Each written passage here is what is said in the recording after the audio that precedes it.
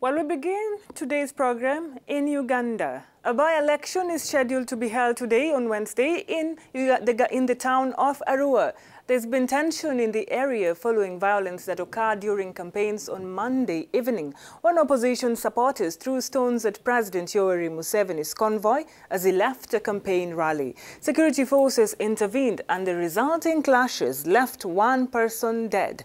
Reports indicate that the victim was the driver of opposition lawmaker Robert Kyagulanyi, better known as Bobi Wine, who was also campaigning for his candidate. According to Ugandan security forces, Robert Kyagulanyi was arrested for obstructing the presidential motorcade, during which one of Museveni's official vehicles had a windscreen damaged. He was briefly taken into police custody.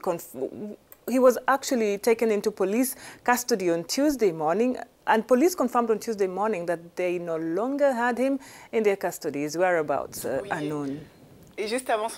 Just before his arrest, Bobi Wine had claimed on Twitter that the death of his driver was the result of a mistake of identity, and it was he who was actually targeted.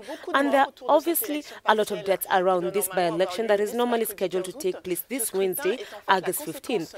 This election is a result of the unsolved murder of a member of the ruling party, Ibrahim Abiriga, who died in June. Africanews correspondent in Uganda, Victoria Nabutebi, joins us now to bring us up to speed with what really transpired in the latest events in Uganda. Victoria, it's good to have you today on the program. So the first question we have, there have been various versions of theories around this fatal shooting in which Bobi Wine's driver was killed. What really happened?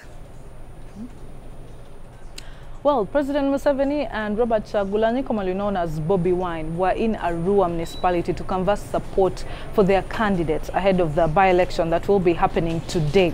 But exactly what happened is that, according to police, at 6:30 p.m., supporters of Kasiyano Wadri, led by Bobi Wine or Robert Kyagulanyi, obstructed and violently attacked the presidential motorcade.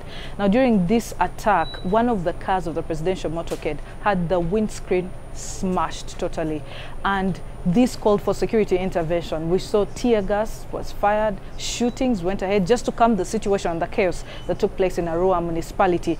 Now, according to police, a stray bullet hit a Yasin Kauma in this scuffle, and police is yet to establish the source of this bullet. However, his body was taken to Arua Regional Referral Hospital for post-mortem. And Victoria, dozens of people, including members of parliament and journalists, were arrested on Monday night. How have the police explained the torture they inflicted upon them? And is there any hope for accountability and justice in this matter, so to speak? Well, the Uganda police spokesperson, Emilian Kaima, confirmed the arrest of over 30 people, including one of the candidates of the Arua municipality by-election. Now, that's Kasiyano Wadri.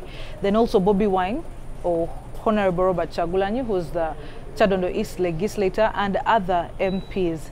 Now, those arrested are to be charged with inciting violence and also attacking the presidential motorcade.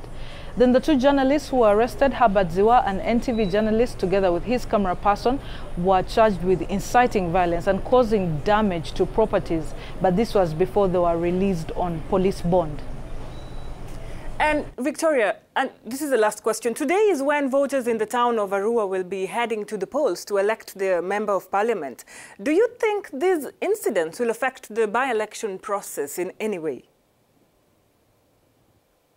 Well, what's on ground currently, police has issued fresh cautions to the public that it is criminal to obstruct or attack a presidential motorcade, as it contravenes the Penal Code Act and also the Traffic and Road Safety Act.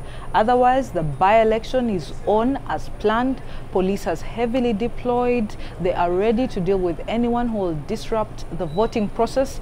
Police has assured the public of a peaceful voting process, and they've called out to the entire Arua municipality to come out today and cast their ballot or vote their favorite candidate. Now, it should be remembered that the Arua municipality MP seat fell vacant following the brutal murder of Colonel Ibrahim Abiriga, who was the area member of parliament.